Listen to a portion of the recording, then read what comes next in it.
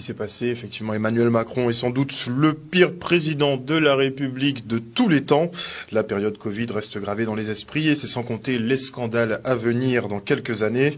2 ans de coercition, d'obligations, de contraintes, de mesures absurdes sous couvert de révolution scientifique avec un vaccin tout puissant, 2 ans de mensonges, de gabegie financière avec 400 milliards d'euros dépensés pour une maladie qui a moins tué que la gestion de crise en elle-même, 2 ans sans débat contradictoire où des spécialistes et experts en santé ont littéralement mis leurs confrères au banc de la société comme des parias complotistes.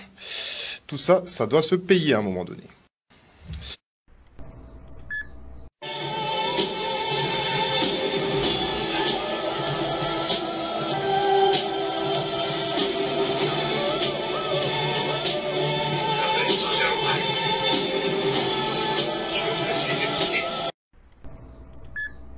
Il me disait déjà les mêmes choses.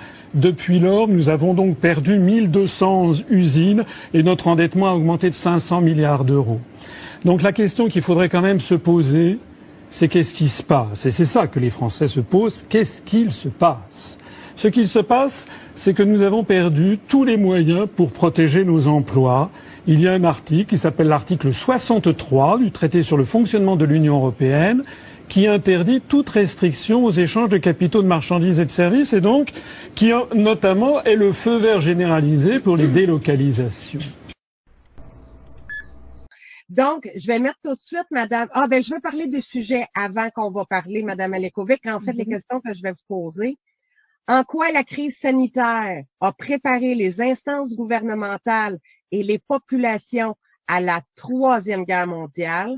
C'est une déclaration que je vais vous faire entendre dans quelques secondes d'ailleurs. Et moi, ça m'a un peu troublée, quoique pas tellement surpris, mais ça m'a profondément troublée. Quels types de traumatismes ont été laissés par la crise sanitaire et comment seront-ils utilisés pour fragmenter davantage le tissu social et pour fragiliser psychologiquement les individus?